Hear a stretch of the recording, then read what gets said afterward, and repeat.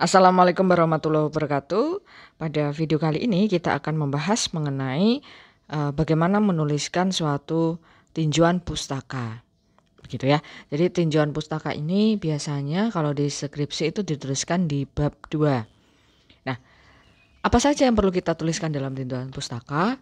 Di tinjauan pustaka itu biasanya kita menuliskan teori-teori yang kita gunakan dalam suatu penelitian, gitu ya. Jadi, misalkan kita langsung saja ya ke contoh. Contohnya misalkan kita mempunyai suatu judulnya itu adalah efektivitas model pembelajaran TUS-T-TUS-TRE dan tim Games Turnamen berbantuan Macromedia Flash terhadap kemampuan pemecahan masalah siswa. Nah, teori apa saja, landasan teori apa saja yang dituliskan ketika kita memiliki judul seperti itu. Maka yang dituliskan adalah, ingat ya, judulnya adalah efektivitas. Maka yang pertama kita tuliskan adalah efektivitas, gitu ya. Terus kemudian model pembelajaran TUS-T-TUS-TRE ini juga harus kita tuliskan. Model pembelajaran dalam landasan teori.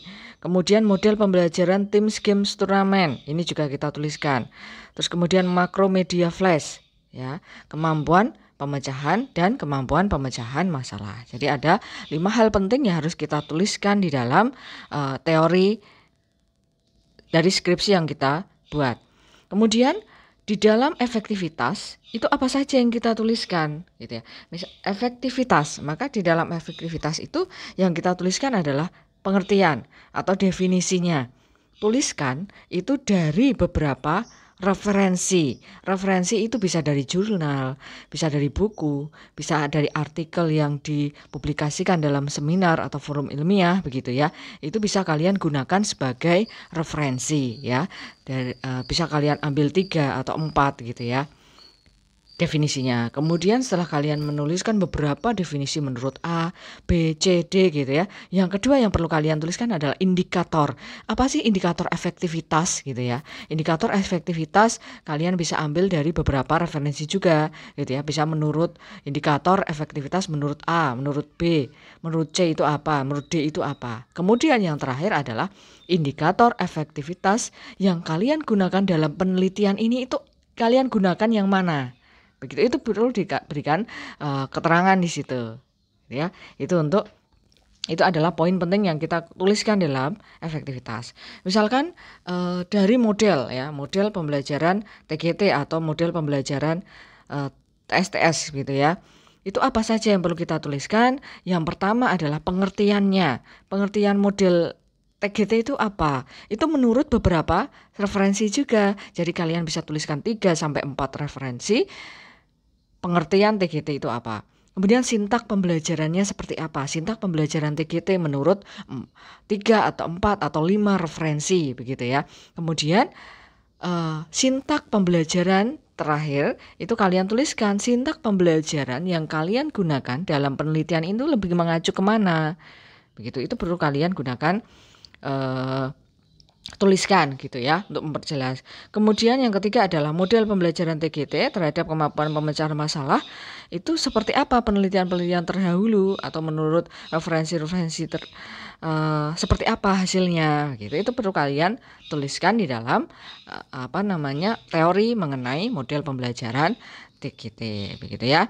Nah, selanjutnya akan saya jelaskan mengenai bagaimana kita mengambil referensi-referensi untuk suatu penelitian gitu ya.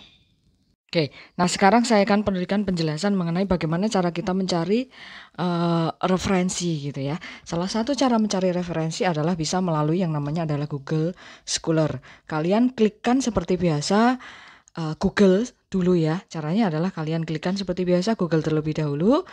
Kemudian kalian ketikkan Google Scholar gitu ya. Google Scholar. Oke, kalian pilih yang paling atas, di situ ada Google Scholar ya, diklik saja.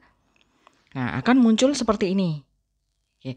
Nah, cara memasukkan kata kunci di Google Scholar itu caranya adalah biasanya kalau kalian misalkan bisa ya kata kuncinya salah satunya adalah misalkan kalian bimbingan dengan dosen pembimbing, kemudian beliau menyarankan untuk memasukkan jurnal beliau sebagai salah satu sumber rujukan, maka kata kunci yang bisa kalian ketikkan adalah nama beliau. Kalian ketikkan di Google Scholar di isian ini, gitu ya. Atau bisa juga adalah dengan menggunakan variabel-variabel yang kalian gunakan di dalam penelitian kalian. Kalian perhatikan judulnya, gitu ya. Misalkan judul kalian adalah tentang kemampuan berpikir kritis, maka di situ klikkan saja tentang kemampuan berpikir kritis. Ketikkan di situ, ya. Saya berikan contoh, misalkan kemampuan berpikir kritis, gitu ya. Oke, saya coba dulu kemampuan berpikir kritis. Oke, diklik saja. Nah, hasilnya seperti ini munculnya ya. Di sini ada beberapa jurnal. Ya, kalian untuk mendownload, kalian perhatikan di situ kan ada PDF itu ya, sebelah kanan. Itu diklik saja. Itu untuk mendownload. Gitu. Kalian coba dipilih itu. Atau bisa juga kalau misalkan kalian mau mencari jurnal internasional di sini, oke, bisa. Kalian klikkan saja misalkan tentang Journal of Critical Thinking gitu ya. Journal of Critical Thinking. Nah, ini diklik. Nah, akan muncul seperti ini. Oke, di sini ada beberapa jurnal internasional yang muncul. Kalian klik saja pilih yang PDF itu untuk mendownload. Dipilih yang PDF ya. Oke. Nah, sekarang kalau misalkan kalian mau melihat daftar kutipannya di mana untuk mengutip, kalian perhatikan di sini ya, saya mengambil sampel yang teaching critical thinking and problem solving skill. Di situ di bagian bawah ada tulisan dirujuk 613 kali artikel terkait gitu ya. Di sebelah kanannya itu kan ada petik 2. Itu kalian klik. Klik, kemudian di sebelah bintang kan ada petik 2. Ya, itu diklik. Nah, disinilah muncul daftar kutipannya. Gitu ya, cara kalian menuliskan untuk daftar kutipannya seperti itu. Begitu ya, begitu penjelasan mengenai bagaimana cara kalian mencari referensi melalui yang namanya adalah Google Scholar.